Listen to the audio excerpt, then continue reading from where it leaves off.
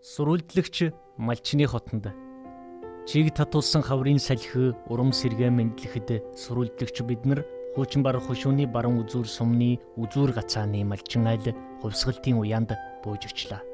Хашаа суурнаасаа холуурхан бэлчих мал сүргүүд нь ногооны үнэр авчихсан гэмээр улирлын сайханд тавтайхан яриалцах нь хүйтэн өвөл хүр цаас хоёр энэ хөрсөн дээр огт буугаагүй гэмээр малчин айлын хотхороо гэрийн гадна харна.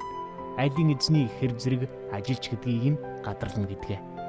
Хуучнаас шинэ багаас томдоо улирж нүүсэн байшин пэн сарвчуудаа нэгэлжигдэ сайхан байрлуулж их баг хүсэг унаагаас хүрд шүртэй хүртэл байрыг нь оноож тавьсан нь эзнийхэн захиргаа хичнээн нимбай тод гэдгийг өглөөд байлаа. Дүлгөөн дуутай даруухан яриатай хувьсгалтгүй олон жил гацаа нийтийн ажилд гавшгаалж байсан бөгөөд залуу халуун наснаасаа хөдөлмөр ажилд аврах нэг ангиж нөхдөөсөө сонсож суутал цай баригдаж төлөм алын тухай яриад илгээдлээ. Миний өөрийн алаар авшируулж үнэхээр төлийн амьдрал тань. Тавар зоонесоо арабраа авшин хаа. Нихэр он тэле. Голонгор байх анны тарах гэмгүй хайн. Үнэ одоо бараагүй нэг дундаа хурж мань нэг шатуны тоглоод бай. Энэ төлийн байдалд бол би зөв малын тарах хүчинд гол байна. Тарах мотыг бол голонгор олон гарна. Одоо төлийн харгалал их байна шүү дээ. Манай нүүдэл амьдрал хайн байна. Манай би төлийн өрөндө төжөөлөө өгнө. Энд харгалж яанда. Тэр бол би бас их малын тараг авахад их сайн юм шиг ханаад байна. Тэгээ бараг нэг сар өгч энэ дэрний.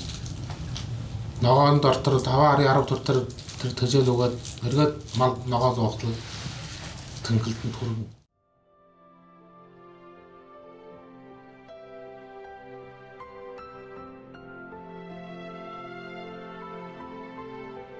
Өөрийн хөдөлмөр л одоо голстой тийм ба. Өөрөө хөдөлмөр хүний амьдрал яаж шарминта. Одоо манай хөвгүүд дунараад амьдралаа олон мөрөө шармиж ядана. Өөрийн хөдөлмөрөө өөрөө хайлна. Амьдрал үйлсийг ажил хөдөлмөрөөр л цогцож бүтээдэг. Цагийн өнгөнд хинээс ч хоцрохооргүй үеиг тавтай малчин амьдралаа зохиотл. Хувьсгалтгүй хичнээн улан хатуу хөдөлмөрийг ардаа орхисон бол да гэж төсөөлөж суухад яалаа ингэлээ гэж юр дурдахгүй нэг л хэвийн тайвуухан.